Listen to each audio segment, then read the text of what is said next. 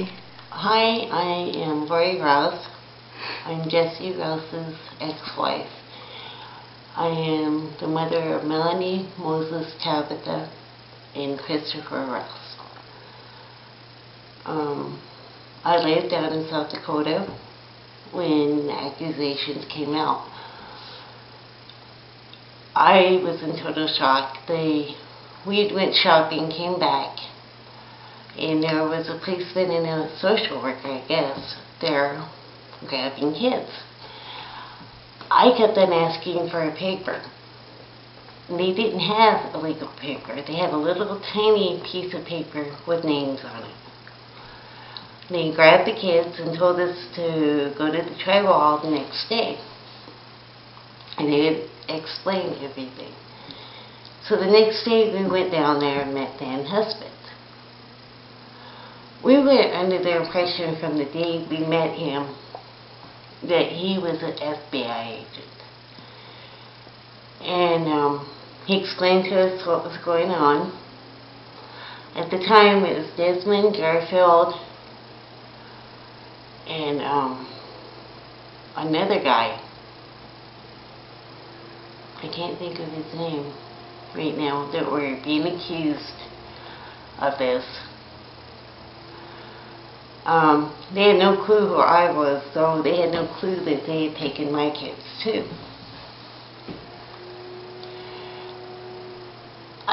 Jane Brock tried to buddy up with me, and she'd make really bad comments about Native Americans, that they wouldn't fight for their kids, that all they cared about was the booze, that they wouldn't worry about anything. So she pretty much implied that Indians didn't care about anything but their drinking. I was the last one to go to court for my kids. And knowing what they did about Jane Brock, I had a lawyer and I got my kids back. So my kids were never in a foster home longer than a month. They did not take Moses. They'd taken Mel, Tabitha, and Christopher. Moses ran, but they never came back to try to get him. Dan would come and question me all the time. I thought, I don't know, it was really surreal for me that the whole thing was going on. The day they got arrested, I was at Vita's house.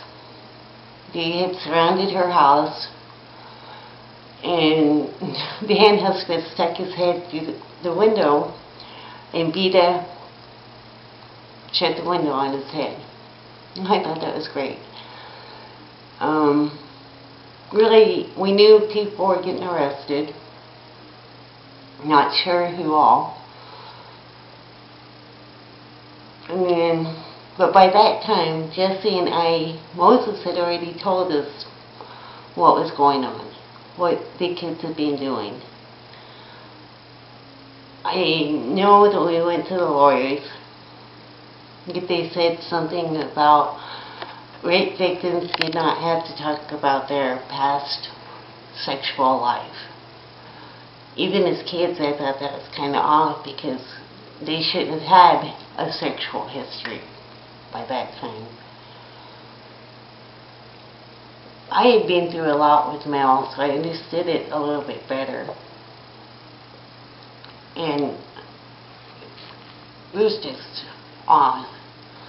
They offered guys a plea bargain if they pled guilty that they would do 2 years. Well, none of the guys did it. Nobody even knew who Russell was until after the kids were taken. I didn't know who Russell was. The kids didn't know who Russell was. Garfield, poor guy, would drink and pass out.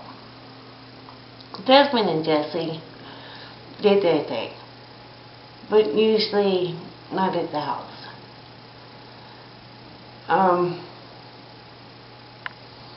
They're innocent.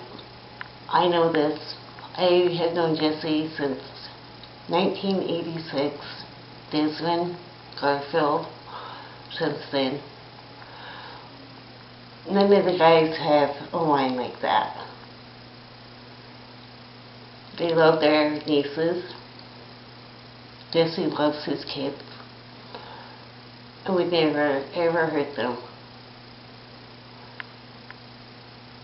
That's all I got to say. I know my kids missed out not having their dad with them. It could have been a lot better life for all of us if he could have been here. Thank you.